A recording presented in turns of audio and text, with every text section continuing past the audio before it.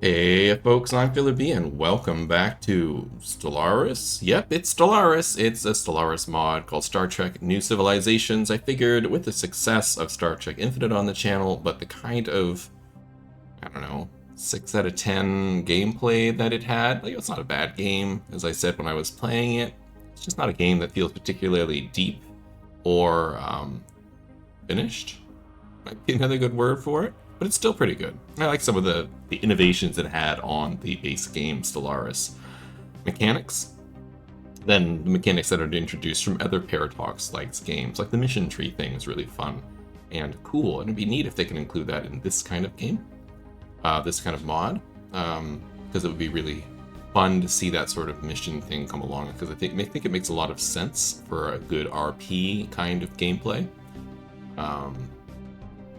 Direct players along a certain path that an empire canonically should be going down, and you give them different paths for different kinds of ways to get there. But this is not Star Trek Infinite. This is Star Trek New Civilizations, a great mod you can find on the Steam store. It's recommended by a friend of mine, so thank you, friend, if you're listening. And we're going to give it a try. We're going to see how it is. I've played a couple of playthroughs now to get a feel for the game, to check it out. In one of the games I got boxed in pretty hard, so I wanted to not do that one either, because it made a little less interesting fun for the game. I don't need to be like the super big empire. But at the very, I need to get out of my own solar system, which is almost where I was boxed into. So let's play the game. So first off, you just hit new game here, and you can see that all my previous made Stellaris empires are here that I've made. You can see the one that is currently being played right now, the Acutus Guardianship. But they're all disabled. I've disabled some, but most of them are disabled automatically because the current design contains errors that must be resolved before continuing based off the mods. The mod disables a whole bunch of stuff that these races need, and so I just get rid of them. But if you scroll down to the bottom of that list, you start to see things that look a little more familiar to the Star Trek universe. We got the United Earth here, we got Klingon Empire, United Earth, Klingon Empire, the Romulan Star Empire, the Cardassian Union, the Ferengi, the Dominion, the Krenim, the Borg, the Undine, and then we start to get into some minor races like the Antedians, the Antikins, the Bajorans, the Beta Z, the Breen, the Deltans, and are from all the different series, all the way from the original series, through the animated series, through Next Generation, through DS9 and Voyager, through Star Trek Enterprise, through... I think that's as far as they went. I don't think the stuff from Discovery and Strange New Worlds and Prodigy and missing one, Lower Decks, has made it here. Also, I think some of the movie stuff is here too. Race that was caught in the Briar Patch, those two races there, the one that stretched their face, which turned out to be the same race as the people they were occupying. They're probably here as well. I don't quite remember their name off the top of my head. But you can see there's just tons. There's just tons and tons and tons of people you can play. So we are going to play the United Earth, which is the Earth that has yet to form the Federation, which is pretty cool. And we can try and move towards forming the Federation in the game. I'm not 100% sure if you can do it through event. My guess would be probably. But we're going to try see if we can get there and do some of the stuff. Now, there's a lot of events in this game. A bunch of them have been hard-coded into the sort of story arc they've created, which I think is great, because I love events. It brings that RP aspect of Stellaris that I love. They are canonical to the world and canonical to the shows, and so since we're playing United Earth, we'll get a lot of events that showed up in Star Trek Enterprise. A bit of an underrated show, not the best Star Trek show, I'm not going to make that claim, I'm not a crazy person, but bit of an underrated show, I think, in the Star Trek universe. So who are we as United Earth and the humans? So humans here, as we probably all know who we are natural sociologists, which kind of makes sense. Species have a natural inclination towards sociology and biological studies. I think that makes sense for us. And we are talented, so we have leader upkeep reduction, and the maximum negative traits is -1. Species are always born with a natural aptitude. I think this is neat. I think personally I would have switched out talented for adaptable, considering humans live on every climate and biome on our world, and we have quite a few of them. I think adaptable would make sense for us. Just the base level adaptable, not the super adaptable, whatever that larger one is. I think it would be fun. We are a federal republic of the United Earth. We are a post-scarcity society, so advances in productive capacity allow citizens to enjoy access to all basic amenities. As such, mineral wealth has little interest in the general population, who can finally focus on their greater goals. So it gives us monthly unity plus 10%, which is super helpful. I love things that boost unity. Happiness plus 5%, also very good, keeping citizens happy across the board. And unemployment production is plus 25%, so that means your crops that don't have employment at the time still do something in your society, which is fun. And it has a council position, of course, because this mod uses all DLCs, including the new Astral Planes DLC, in some capacity. And so that one gives us unity from unemployed pops at 0.02, and consumer good upkeeps at generally reducted. It's awesome. We also have Spirit of Exploration. There is an urge in us all to explore and to discover, the thrust of curiosity that leads us to try and go where no one has gone before, to explore strange new worlds, to seek out a new life and new civilizations. You may recognize that quote. Surviving a world generates 5 unity, which is a fun, neat early game bonus, but late game is kind of falls off. Still fun though. Really helps get that tradition trees moving early, along with this one here, more unity. We get first contact skill +1, makes first contact things go faster and positively.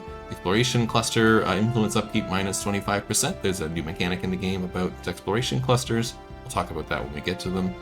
And then a new council position, of course, the Director of Exploration, where it gives ship upkeep reduction and exploration cluster upkeep -5. It can be used by scientists and commanders, and this one could be officials and scientists. You can see we're a little scientist heavy in our council.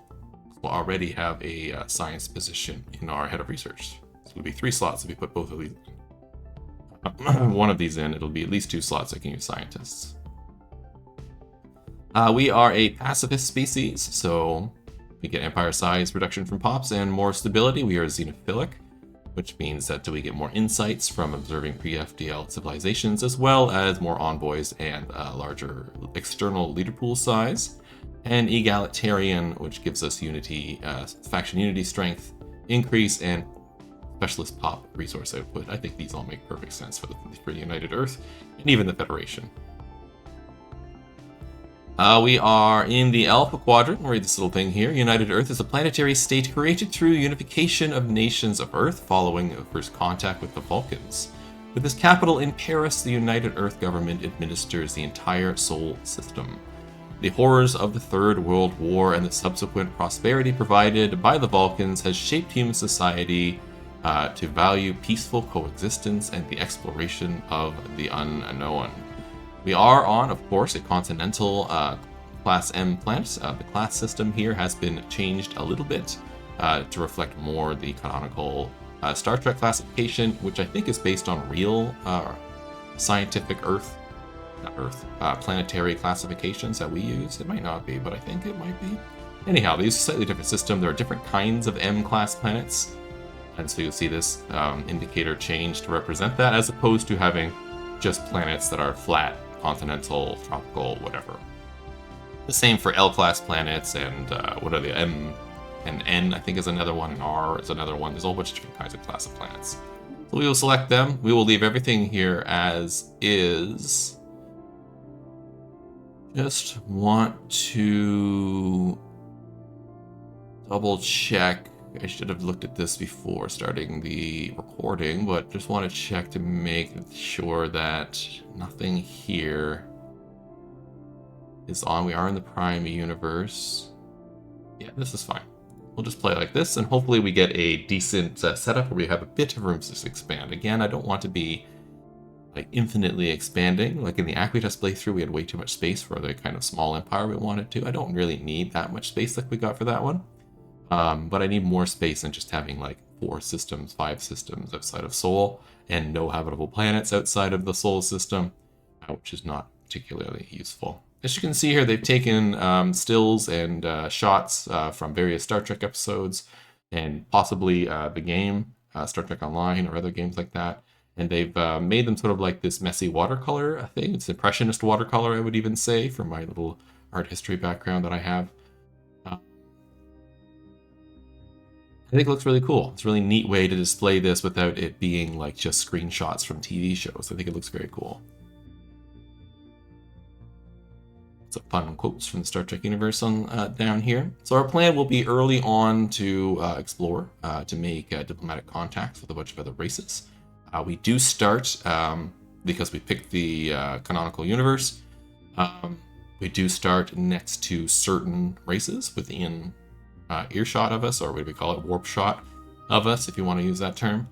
And so we will always run into, for instance, the Vulcans. In fact, we start knowing the Vulcans, which makes sense canonically, since they're the ones who helped to get us off this rock.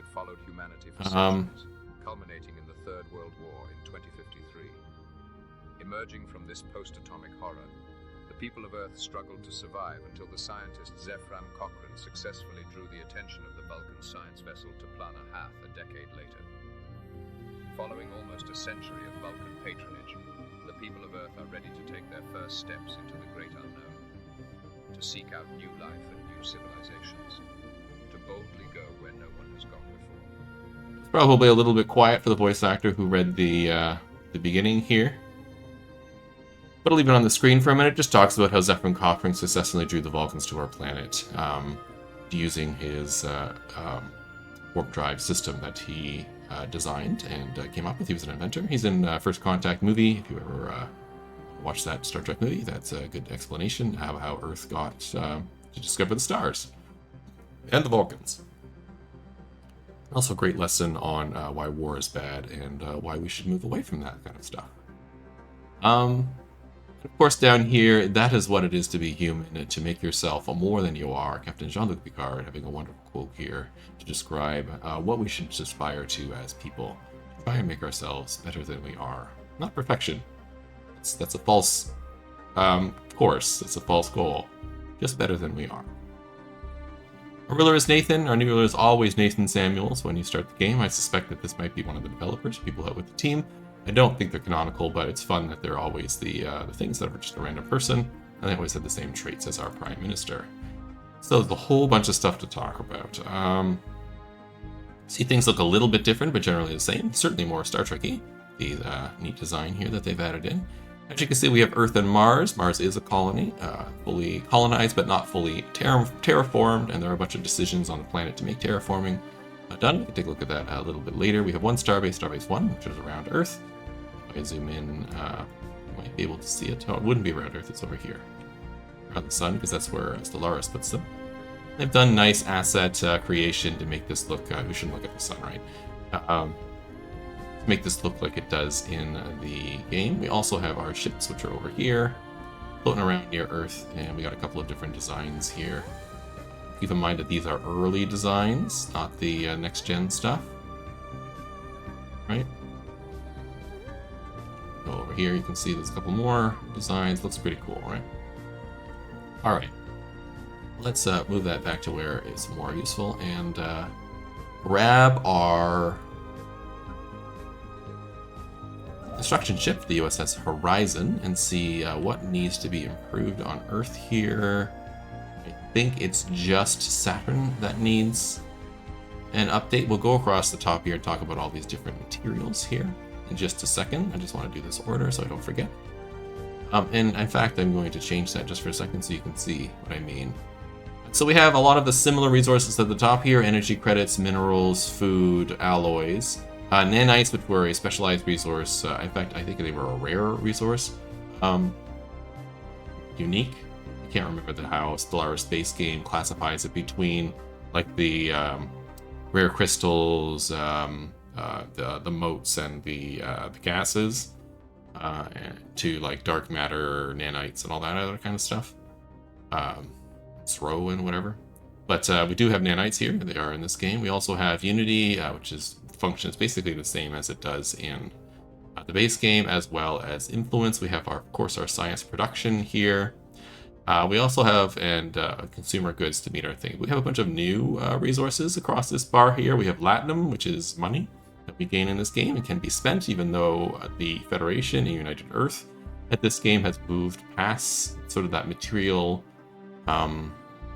monetary needs. We still interact with other empires who may need it or use it, and so we have this sort of stat that we collect, which is done by trade stations and trade value, and we have it capped at 1,000 or 10,000. I think that's 10,000 actually, yes.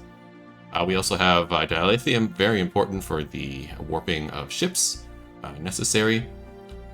And we get that through dilithium mines, mining stations that you can see in space. So like we have one here on this asteroid.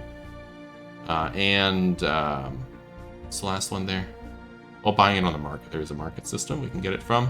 We also have components, which are like ship parts, advanced resources, primarily needed for ships and star bases. You just make these on planets, unlike factories. It's just broken out from consumer goods, so this is what Pop needs to be happy and survive. Things like groceries and furniture and clothing and stuff like that. Leisure equipment and whatever.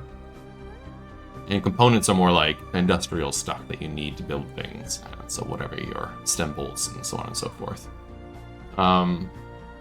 And we just build those on planets or buy them in the market. Tetracell White, not Tetracell. Tetracell White, yeah, we know that's from the Dominion people. If you're a Pop to meet it, you need to produce it. The deuterium, which is the, well, it says here, a relatively common hydrogen isotope, which provides bulk fuel for the operation of ships. So we get this the same way. Refineries, mining stations in the market. Over here, of course, we have empire size, empire by population, how many starbases we can have, how many ships we can have, how many envoys they have and what they're up to. And then the new stat here, crew, which is what you use to populate starbases and ships. Represents the trained officers and essential personnel, enlisted personnel, because not all personnel are military personnel. Some of them are civilians inside a military setting, like on a starship. Required to operate ships and star bases. And so we get them by building naval buildings on planets and habitats. By just the raw number of pops increases the amount of crew you get, and increasing the number of pops employed as soldier rules also increases the crew production. If you notice here, consumed by ship stations and star bases, you need it to build star bases and ships, and as well as like mining stations and such, as well as it's used up as them as a resource as people cycle in and out of manning these particular things. So if we take our construction ship here and we go over to Saturn and we say, yes, I'd like to build a research station here, it costs us the typical 100 minerals, but also costs us 50 crew, and it will cost us 1 energy and 0.25 of a crew growth to have this station going. So I'm still going to do it because it's worth it. But you have to keep that in mind. And I find this a big limiting factor early in the game on building ships and stations and expanding, because you need it for all those things at the same time. I suspect, like Influence, that this crew stat is one that is in super scarcity at the beginning of the game, and then has lots of, you have lots of it later in the game, with a couple of dips here and there when you run into situations where you've used up a lot of crew all at once. Let's say rebuilding a fleet.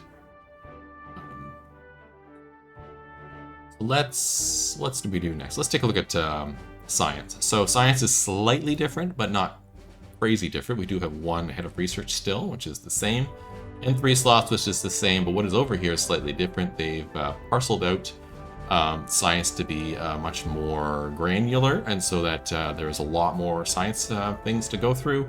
And a lot of the early science is very cheap. You can see only 750 science to produce, so they get done fairly quickly.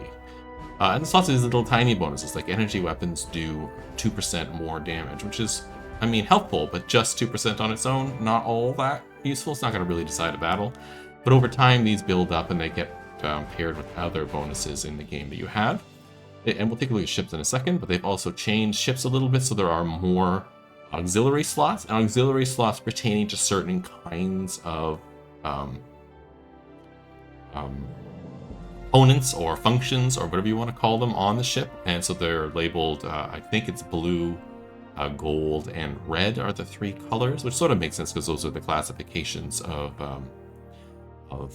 uniforms and officers on a ship, with command, scientific / medical is blue, command is, well, it's gold, and then red later on, whatever, and then engineering is gold / something else, red early on.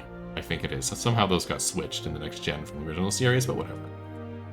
And so these different particular things, like the APS manifold here, will slot into those particular slots, and different ships have different number of slots in here. So one ship might have 2 red and 1 gold and no blue, and a different ship might have 1 of each, that kind of stuff. So this one gives us energy, weapon damage plus 3% as well. So you got a 2 here and a 3 here. If I did both of these on one ship, this is every ship in this if it has this installed. More research on research, of course, and energy grids and subsidies is great. We'll just do more research on research to start, and I'm not going to blather on about all the choices we have to make here. Colony development speed could be good. What I'm going to do is pop out real quick and see if we do have an M class. We do. That could make sense to get done pretty quickly, and I think it's better than the other 3 anyhow. You can see this one was really cheap. So we'll get that done, because we do have an M class over there. Do we have one over here? No, we have an F and K class. Unfortunate.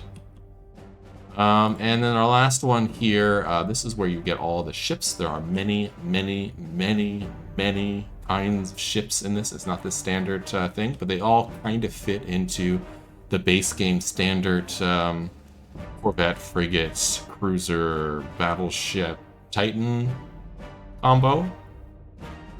Just that there's much more granularity to that, and I think they've added one ship type that is below Corvette, which shows up as a hollow hull, a hollow pip. So we'll see. Hollow hull is sort of redundant. Hulls are naturally hollow. You get more torpedo fire rate. I don't know how important that is. Damage control teams is another one of those things. You can see it's an orange slot instead this time. Giving me hull regen. Useful. Resource silos I don't find all that useful. Only later in the game. We don't really need cargo bays. And then the Franklin refits. That'll refit a class. Yeah, let's grab that. It's really cheap. It's only going to take 14 months to do. And then we can refit some ships, giving us a slightly more chance. It might increase this from 403 ship to, I don't know, like 13 or something like that. It'll just be a little bit of a bonus. This is the universe here. You can see we have the things that are always next to us, which is Tau Ceti, Wolf 359, Alpha Centauri. Those are in every game I played. Those 3 were here. There were also another Wolf next to me before, but this time I don't seem to have it. I have Duros instead, or Duroc, I should say. I've never heard of Duroc, but I'm sure it's a canon system. So let's grab our science ship with our scientist on board. The scientist is just an engineer, which is not all that useful for science. And let's head over to Tau Ceti. Now, in a couple of the earlier games that I played of this, I immediately lost one of my scientists to a spatial anomaly heading to Tau Ceti. You know what? Because of that, I'm not going to go to Tau Ceti. I'm going to go to Alpha Centauri. We're going to do this. We got the Al Rigel here as well. They appear to be a military station on this planet. It could be that they're living on that Class M planet, which would be unfortunate because that means I can't colonize it. But we'll see. We'll also work towards building at least 2 more science ships, because we have 2 more. That's the wrong button. 2 more, or 1 more science slot to, if I put the Prime Minister on a ship, which I probably will. I want to explore this as fast as I can. So you're busy, you're busy. The defense fleet is just going to stay where they are, but I will assign them to Starbase 1 and tell them to go there. They're basically there anyhow, but I might as well. We do have a couple of leaders not doing anything because I don't have anything for them to do, so we'll just leave it. I think they might be able to rule on Mars. If I grab, yeah, I can put one of them on Mars. What do you do on Mars? Nothing? What do you do? You don't really do anything either. Do lower the happiness, I believe. Just ruler and specialist pop output. Yeah, we'll stick you on Mars for now. And if you do that, we'll probably move them off of there eventually. The planets you can see are basically the same as Stellaris. This is slightly moved around to look a little better. We do have a couple of blockers here. The ruins of Shanghai and the wasteland of Rio de Janeiro. These are probably artifacts from the Third World War that is still there. If we go to these features, we can get rid of them, but we need a lot of stuff. And if we do, we just get max districts for both of these. So they're not a huge deal to get rid of, but we could. There's some interesting thing here, the Millennium Gate. Millennium Gate is the 21st century structure of Earth's first self-sustaining civic environment. Built by in Portage Creek in the early part of the 21st century, its construction was finished around the year 2012. The Millennium Gate is a 1 kilometer high, and it's a base of 3.2 kilometers and can be seen from space. The gate itself is covered with highly reflective solar panels and was built as a self-contained biosphere with its own ecosystem. The Millennium Gate has served as a model for the first colony on Mars. We also have Cambridge. Does it give me a description here? Yeah, just the university founded in 1209. Paris, of course, is it's a long and distinguished history on Earth. In 2130, the Palais de la Concorde in Paris was the site of the signing of the Traité de Unification, the treaty which established United Earth's existence. Gives me some fun stuff. We got San Francisco here, which appears quite a bit in Star Trek. San Francisco is the capital of United Earth. No, Paris is the capital of United Earth, not San Francisco. Yosemite National Park, the Mojave Desert, the Ural Mountains. Very cool. Would have been nice if they added a little bit more non-North American stuff, like get rid of Yosemite here and do something else. Maybe in Africa would be cool. But that's fine. And we got some decisions here that are unique to Earth. We can repair the Orpheus mining colony. The Orpheus mining colony on Luna is reporting that it has suffered a micrometeor shower and requires repairs. So we will definitely do that at some point. Other than that, all the decisions, I believe, are the same, except for build the weather network. We need controlled weather for that. That'll just update the planet. But this one, we need 250 monies, 150 other things and stuff. We'll get that done eventually as well, if I don't forget. Earth needs jobs. We don't have anything to build right now, so I gotta wait. Early on in the game, we have a real bottleneck of minerals. So we'll have to deal with that eventually. Our starbase also doesn't have anything on it, but I don't need to build these things. Right now, all I have is crew quarters, which will only help a tiny bit. And here, I don't really need the trade hub or anything else, because I don't need a collection range to start. And that we're not really at any chance of getting attacked. We haven't hit our cap anyhow, so the anchorage isn't going to help, and we don't need to build ships faster, because we're always stuck at the crew problem. Let's take a look at our government, which is slightly different. So we can see here, we got our council, Minister of Defense, Minister of State, Prime Minister, and all that. We're working on, of course, the infinite opportunities. We have no factions yet. This is slightly different, but almost the same as before. We should probably do one of these. I think I might just do peaceful festivals. Make people happy. Make it 15 out of 15, so we're using that all up. Got quite a bit of stuff in here, but it's set pretty well to be the Federation. We got something called institutions. If we take a look at this, there are 3 institutions on Earth. They each do different things. This one, the Iconography and Design Bureau, allows you to change the look of the uniforms on all your ships as time goes on, to update it to be canonically what the uniforms look like in the shows. I think it's a fun thing to do, and you just go in here and you select what you want it to be. The Starfleet Historical Society, we saw that in Star Trek Picard, where they had mothballed ships in like a museum, which I think is kind of cool. I think it predated Picard anyhow in canon, but it certainly was featured in that show. This is where you can mothball older designs of ships, so you don't get the big cluttered list of multiple ships on the right when you're in the ship selection screen for your fleets. I think that's kind of a cool feature as well. And the United Earth Science Council allows you to focus your science a little bit on new discoveries and so on. So for instance, if you discover that the Romulans have cloaking devices, that wasn't cloaking. What I ran into was disruptors. They had disruptors devices. And our scientists noticed that I could go in here and click a button and they would focus on the development of disruptors, which probably makes it more likely to appear in your, when you're picking new techs. Out here. I had it also do it so you can focus on torpedoes over phasers and all that kind of stuff. So we are 30 minutes into the thing and I haven't unpaused. That sounds about right. So let's unpause. Let's move up to speed 2 because I don't want to go too fast, although I do find the game runs, I wouldn't call it slow, but it runs a little slower than Stellaris, which is fine. Oh yes, the Vulcans are here. Let's make sure we improve relations with them right away. They'll offer us a bunch of stuff, but we want to get that going. Once this hisses 37, I'm happy to do that. I don't really need the non-aggression pack, so I'm just going to deny that because it just eats up my influence, which is useful early on. Let's grab another science ship. We'll do that again when we hit 130-ish again. I forget quite how much it is. Hopefully we have a good... oh, we do have a scientist waiting to go already, so that's good. There we go. Grab you, stick you on. You're not doing anything. You can go to here. A little nervous about going to Tau City. We can go there. I think I'll send the third one to Wolf 359 once we get up to the next spot. Once in a while, Q will pop up over here, and he's our tutorial to help us along. We'll see that. Good. You're done with the research station. Love it. How many orders? 21. How many orders on this one? 12. So this one will be done first, so we'll move over here.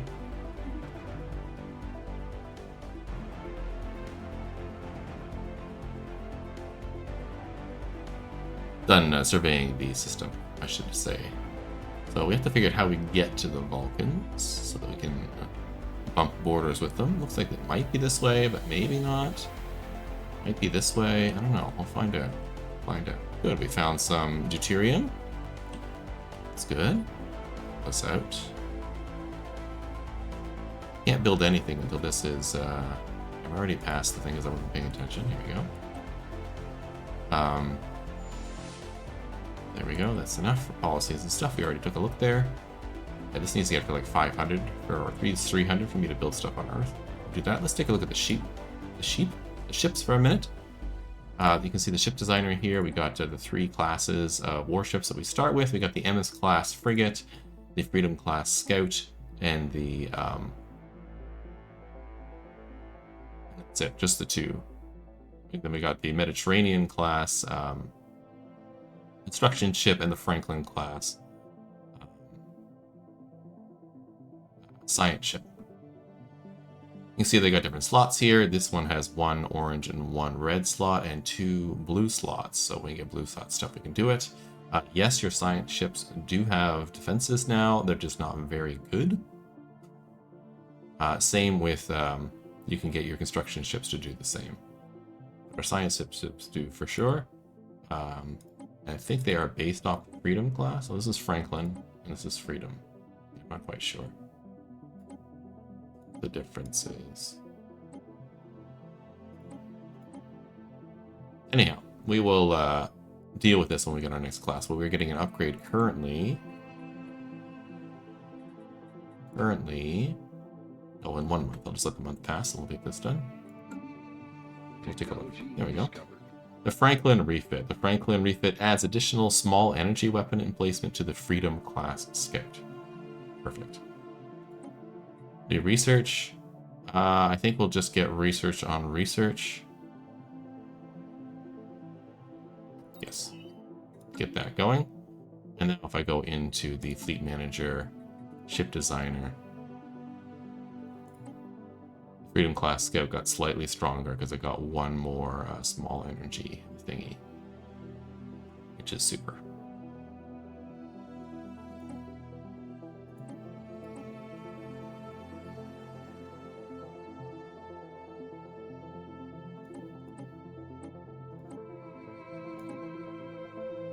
I think. Whatever. It did a thing, it made it better. It's off to go, and we can upgrade our ships here to get done. Yeah, you only have 3 right now. Yeah, we went up to 4. Perfect. So we do that. We'll see this gets upgraded slightly.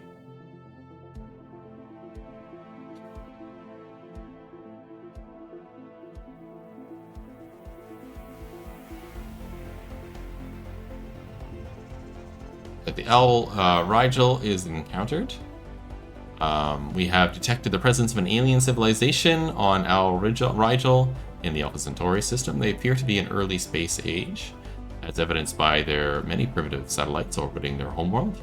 Their nation states are on a path towards joining together in a global government, and it is likely only a matter of time before they venture beyond the world and join the galactic community. We should build an observation center. Absolutely, we will.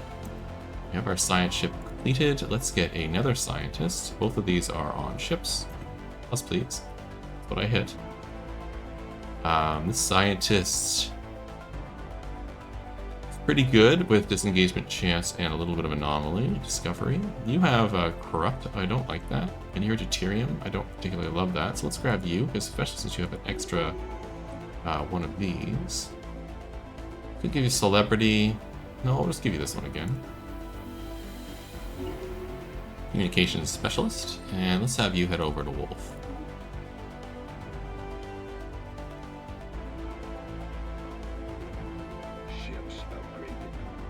Perfect. And we discovered an archaeological site over here. Awesome. I haven't done any archaeological stuff in my playthroughs yet because it had not appeared in my early Empire, and so it'd be useful to do that. Let's put this up to 5 and 5. Make sure we got some ships to defend ourselves with. I'm not going to build any yet, but that's what we're going to do. Yeah, you're just waiting. That's fine.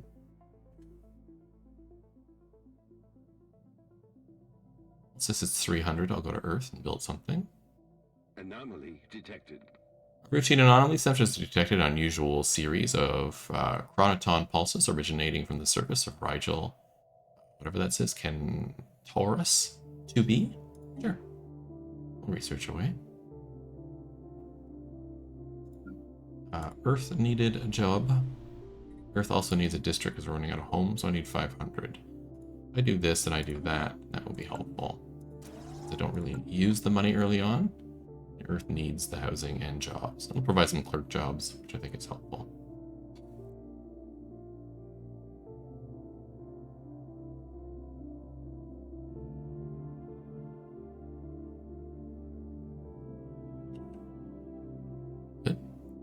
Got a second system there, Bajem. 40 Eridani is the Vulcan homeland system. Council agenda is done. This will give us citizen happiness for a while. We'll also expand the council as our next one. I think is wonderful. New uniforms available. All right. I think they've already been updated. We go here, we can see now they're in the blue, and these to be the really light blue of original Star Trek Enterprise. After several days of scanning the surface of Rigel, the USS Chiron has detected a focal point in the chronoton pulses, a corpse found in the middle of a barren plain. The body was analyzed to show it to be a hybrid human DNA and a number of unknown alien species. With the chronoton radiation pulses stopped shortly after the body was recovered, the origin of the body remains a mystery. Interesting stuff. And with that, we'll end our first episode here, our first foray into space. In the next episode, we will claim a new system and continue to explore these stars, and hopefully meet a couple of other new races.